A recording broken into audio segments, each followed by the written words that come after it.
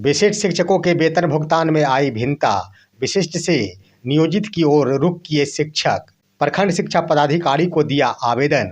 मेरा नियोजित पद ही है प्यारा, जानिए इसकी सच्चाई। खबर देखने वाले आप तमाम दर्शक बंधुओं को एक बार फिर से अपने ही दोस्त SK चौधरी की ओर से प्यार भरा नमस्कार और आदाब।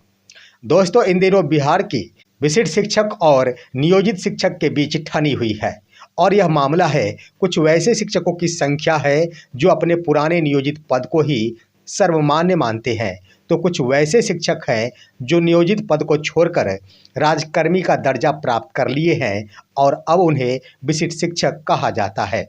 दोस्तों, दोनों के बीच बराबर ही वाक युद्ध चला करता है और यह वाक युद्ध सोशल मीडिया के माध्यम से चलाया जाता है।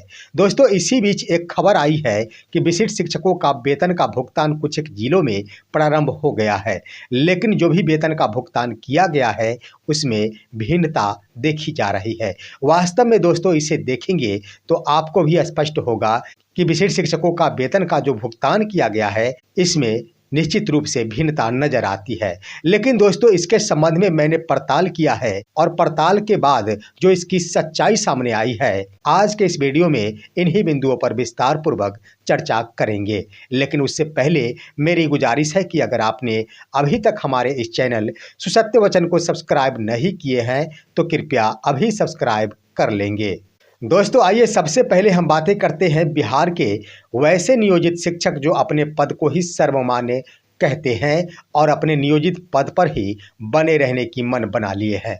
दोस्तों, इसका कारण चाहे जो कुछ भी हो, चाहे मुख्य कारण हो विशिष्ट शिक्षकों को वेतन के मामले प्रारंभ से ही लटकने का दृश्य सामने आना, दूसरा है कि वेतन भुगतान के मामले में भिन्नता पाया जाना, तीसरा है कि कम बेसिक के आधार पर वेतन का भुगतान किया जाना, चौथा है कि इन्हें हर प्रकार के प्रोन्नति से वंचित किया जाना, पांचवा है कि इनकी आज़ादी को समाप्त कर दिया जाना, छठा है कि इन्हें सेवा निरंतरता का लाभ नहीं दिया जाना। इस तरह से दोस्तों ढेर सारे बिंदु है जिसके आधार पर नियोजित पद पर विराजमान शिक्षक अपने नियोजित पद को ही सर्वशक्तिमान और सर्वमान्य मानते हैं और विशिष्ट शिक्षक का पद सरकार के द्वारा किया जाने वाला एक साजिश भरा पद मानते हैं। दोस्तों, कुछ वैसे शिक्षक हैं जिन्होंने अपने नियोजित पद को ही सर्वमान्य कहा है और इसके लिए वो एक पत्र भी अपने प्रधानाध्यापक और साथ ही साथ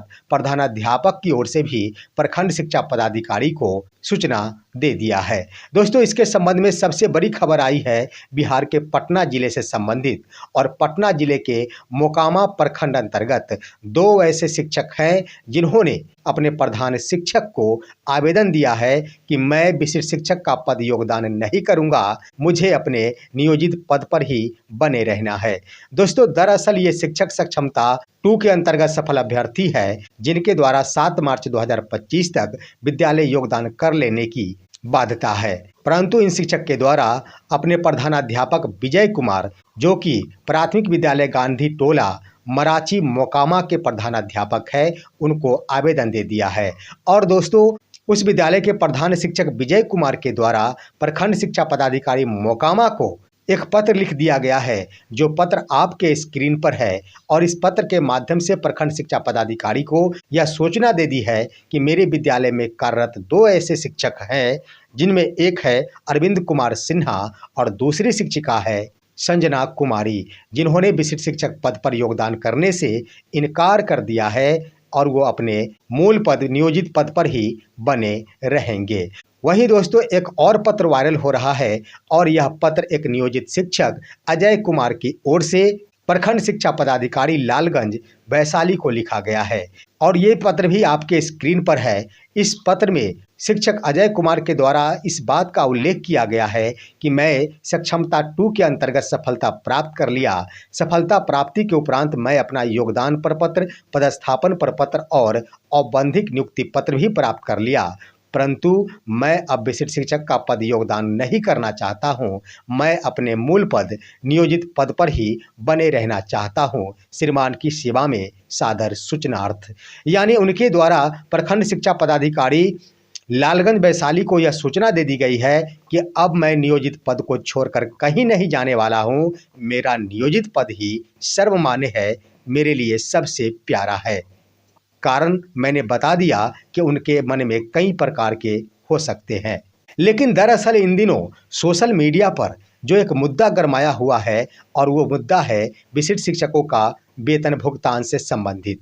दोस्तों, दरअसल विधानसभा सत्र के दौरान भी विशिष्ट शिक्षकों के वेतन भुगतान हो या फिर बीपीएससी से बहाल शिक्षकों का वेतन भुगतान हो या फिर नियोजित शिक्षकों का वेतन भुगतान का मामला हो, इस पर सवाल उठाए जा रहे हैं कि होली जैसे महान पर्व में भी सरकार तो चाहती है कि इन सभी का वेतन का भुगतान हो जाए, परंतु नौकरशाहों के द्वारा वेतन भुगतान करने में कोताही बरती जा रही है, जिस कारण विलंब देखने को मिल रहा है।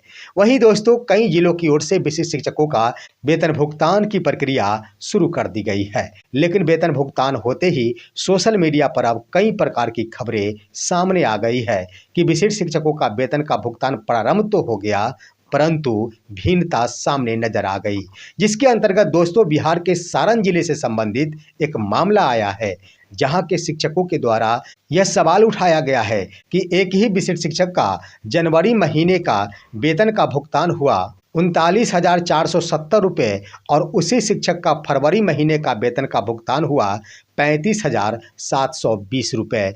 आखिर क्या हुआ दोस्तों? वहीं सारण जिले के शिक्षकों द्वारा इन बिंदुओं पर स्पष्ट किया गया है कि जनवरी महीने में शिक्षकों का एनपीएस राशि की कटौती नहीं की गई और डायरेक्ट ही उन सभी को पेमेंट कर दिया गया, जिससे एनपीएस राशि का नुकसान संबंधित शिक्षकों का हुआ। याद रखेंगे दोस्तों, दो प्रकार की बातें आई है, जिसमें एक है 39,470 रुपये तो दूसरा है 35,720 रुपये। लेकिन दोस्तों, मैं कहना चाहूँगा कि ट्रेजरी के माध्यम से जो भी पेमेंट होते हैं वो पेमेंट बिना डिडक्शन के होते ही नहीं है। बिना ऑनबोर्डिंग का वेतन का भुगतान संभव ही नहीं है और ज्यों ही एचआरएमएस पोर्टल पर ऑनबोर्डिंग का कार्य होगा, उसी समय शिक्षकों के वेतन से डिडक्शन कर लिया जाएगा, जो भी एनपीएस खातों के लिए राशियां निर्धारित की गई है। आइए इसके बारे में हम आपको बताते हैं कि आखिर इसकी सच्चाई क्या है। दोस्तों, आइए सबसे पहले हम बातें करते हैं 39,470 रुपये का जो भुगतान किया गया है उसके संबंध में। शिक्षकों के द्वारा यह कहा जा रहा है कि यह सारण जिले में भुगतान किया गया है, लेकिन दोस्तों 39,470 रुपये का भुगतान सिर्फ सारण जिले में ही नहीं हुआ है। आप स्क्रीन पर देख सकते हैं, समस्तीपुर जिले में भी 39,470 रुपये का भुगतान हुआ है। साथ ही दोस्तों बिहार के मोतिहारी जिले में भी 39,470 रुपये का भुगतान हुआ है। साथ ही साथ दोस्तों अन्य जिलों में 35,720 रुपये का भी भुगतान हुआ है। तो यह पूरे बिहार से संबंधित है। आइए इसकी सच्चाई जानते हैं। दोस्तों 39,470 रुपये का जो भुगतान किया गया है, मैं आपको बता दूं कि यह 1 कोटि के शिक्षकों का नहीं है। दोनों ही राशियां जो 39,470 रुपये है वह स्नातक ग्रेड के शिक्षकों की राशि है और 35,720 रुपये की जो राशि है वह बेसिक ग्रेड के शिक्षकों की राशि है। इस बात को मान लेना होगा। अब आइए दोस्तों उन सभी के वेतन का कैलकुलेशन करते हैं, उसके बाद भी आपको भिन्नता नजर आएगी। सबसे पहले 39,470 रुपये का जो भुगतान हुआ है वह स्नातक ग्रेड के शिक्षक जिनका बेसिक पे 28,000 के आधार पर भुगतान किया गया है, जिसमें दोस्तों उनका बेसिक पे होता है 28,000 रुपये। उसके बाद डीए का भुगतान 50% के आधार पर ही किया गया है, ना कि 53% के आधार पर। तो 50% के आधार पर इनका डीए हो जाता है 14,000 रुपये।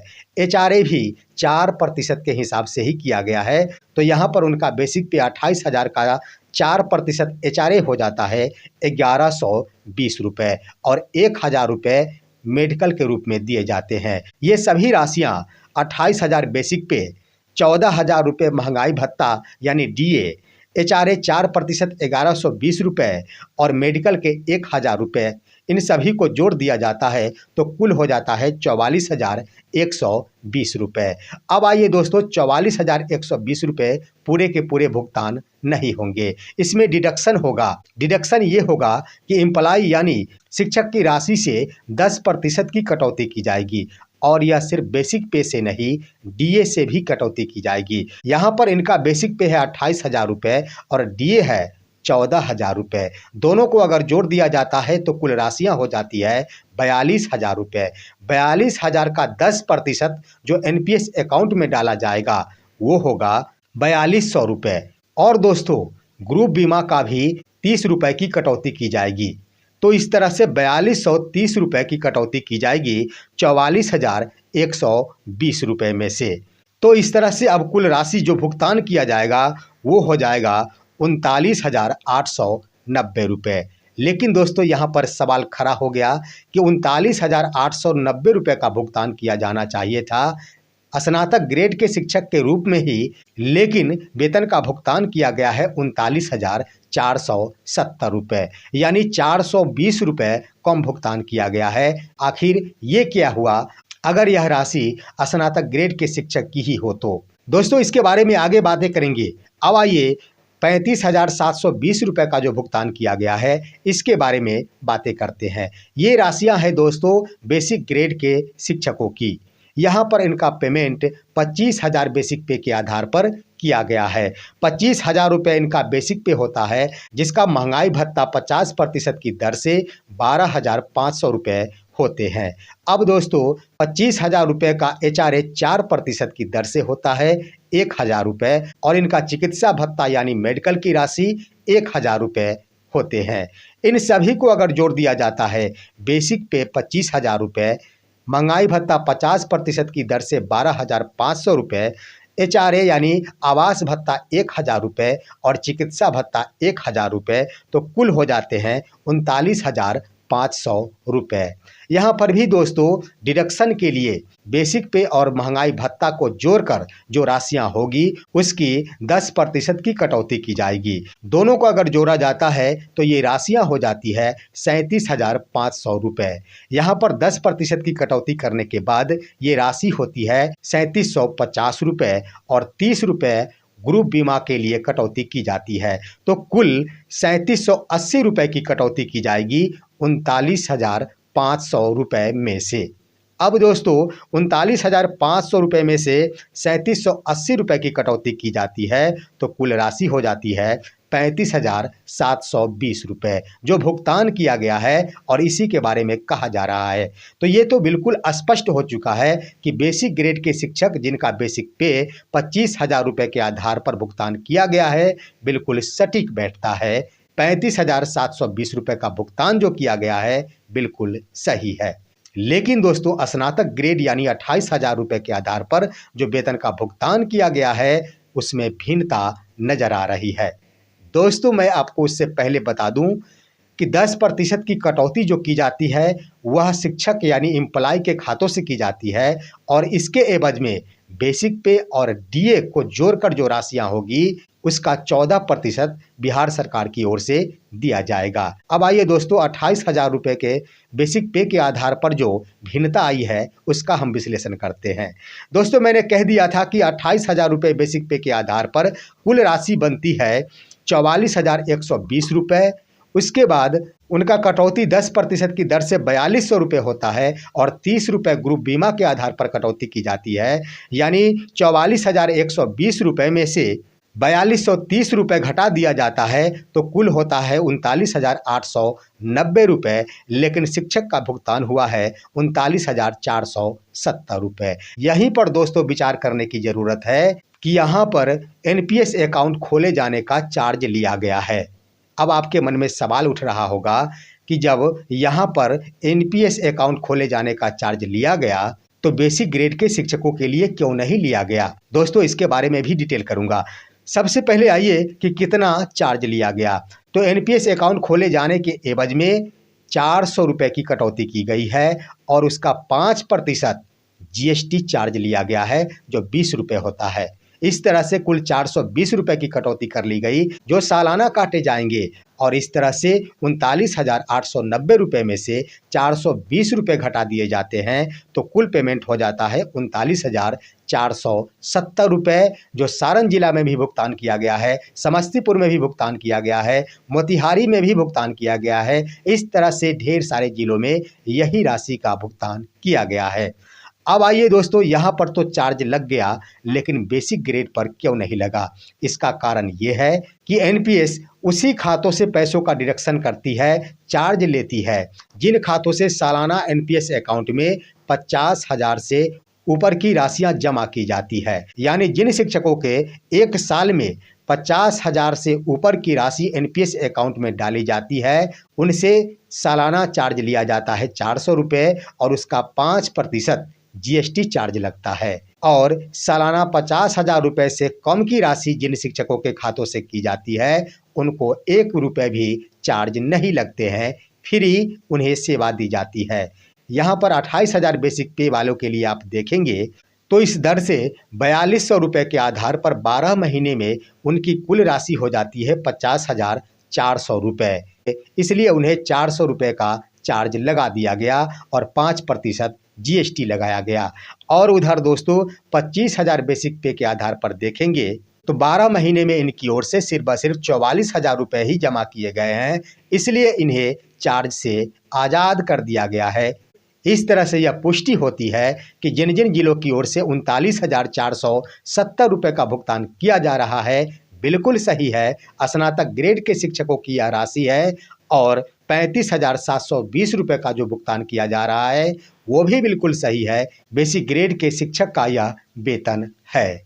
फिलहाल आज की खबर बस इतना ही। आशा करता हूं कि आप सभी संतुष्ट हो गए होंगे। अगर आप संतुष्ट हो गए होंगे तो हमारे इस वीडियो को लाइक करेंगे, अन्य दोस्तों के पास शेयर करेंगे और एक अच्छा सा कमेंट अवश्य करेंगे। अब दीजिए अपने ही दोस्त एसके चौधरी को इजाज़त। फिर मिलेंगे अगले वीडियो में। तब तक के लिए जय हिंद, जय भारत।